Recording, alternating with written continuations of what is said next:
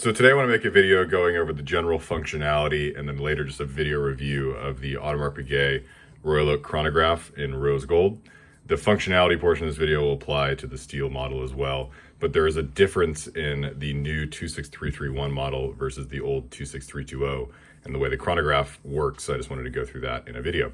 Anyway, I'm going to show you how to set the time and date. I know it's pretty self-explanatory, but sometimes people will get messed up with the calibration of AM and PM, because if you just set the date to whatever you want, let's say the 10th, and then set it to 2, you don't know if the watch thinks that you're in PM or AM, and that can mess up when it ticks over at midnight, if it's going to go to the next day or if it's going to stay on the 10th thinking that you're just going from morning to noon. So let's start. To undo the crown, it's just lefty-loosey. It's super easy. And to get to the date, you just do one click out, and that would be position 2. So you have 1 is just for winding. One more click will be position 2 to get to the date. So let's do the 10th at 2 p.m. What we're going to do is we're going to go a couple clicks over to 9. So take whatever day you want to go to, -1, and then go to that number on the date. Pop it out one more time. And on modern APs, it's counterclockwise to move forward for the time. So we'll do that. Should click over. You may have to run it through one more time to get to the 10th, but just keep going. So now we're 10th in the morning, and we'll eventually get to 10 at 2 p.m. So you see how we went one whole revolution past noon, and then we land on 10 at 2 p.m. And this way, when you go through the day, when you get to midnight, it should click over to 11. So that's how it works properly. Now I'll show you how to use the chronograph function. It's super simple on this watch compared to the old model. It's just pushers. So you just start and stop on this pusher here, click that to stop, and then click it in to reset, and that'll take you to 0.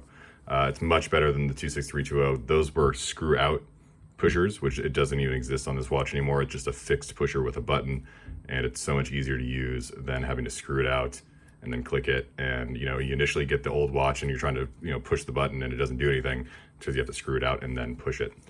Anyway, that's how you use the watch and set the time and date. There are no other complications. It's just a chronograph with a date function and then time. It's not like a perpetual calendar or anything where you need to use pushers on the side. So that's those are the functionalities or the functions that the watch offers. Anyway, getting into the watch itself, I wanted to talk about the bracelet, the dial, and the clasp primarily, because those are kind of the main features of this watch, and those are what make it so cool.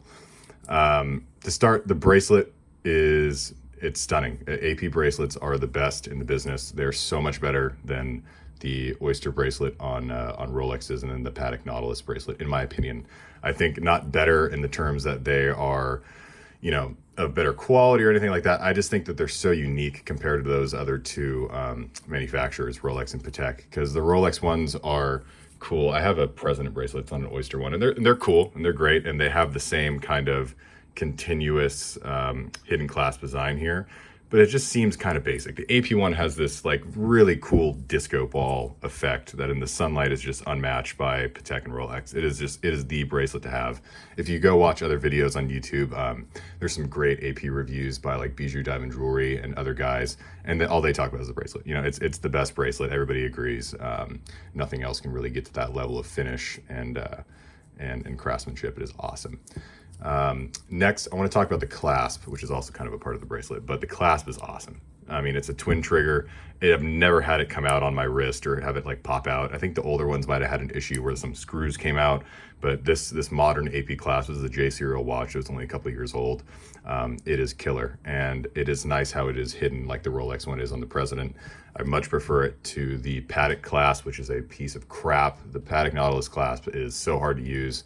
When I first got a 5711, it literally took me 30 minutes and then a phone call to a friend to figure out how to use it, because it doesn't come undone. You literally have to yank it out, and this one is just so easy to use, and it's so beautiful compared to the other manufacturers, in my opinion. And I'm not even like an AP fanboy. I just like this bracelet and clasp. They are awesome.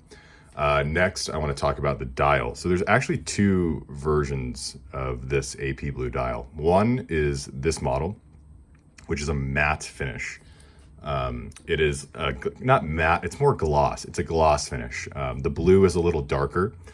And on the newer, I would say K serial and up production, K serial and random serial, it's a sunburst. So it's similar to something like a green Submariner.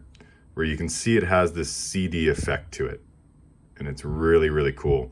They're just two different versions. The older ones had this matte blue dial, and it's the same for the 15400 too. I've had I serial and J serial 15400s that have this matte dial, and then even later J serial production 15400s that have the later sunburst dial, and then K serial and the new random serial for 2020 all have that sunburst dial. It could be something that's in my head, but I've had multiple people tell me that they definitely do make two different dials, because they're distinctive differences. You know, there's one that is less glossy than this example here. Next, I want to talk about a little bit about market value on this watch, because it's had such a nice uptick over the past year or so. It's been so interesting to watch AP and their techniques as far as closing down ADs and going towards a more boutique only approach. So this watch, about a year and a half ago or 2 years ago, it was 40 to 45,000 all day. That was what this new dial 26331 would trade for. The old dial 26320 was 35 to 40. And recently, in the past year, it has slowly gone up towards it trading at retail, which is pretty crazy for a $55,000 watch to trade at full list, but it just does now. You know, market on this watch, I'm making this video in February 2020. Pre-owned is 50 to 55,000 all day, and for new, you're going to be spending upwards of 60,000 because people aren't able to get discounts on them.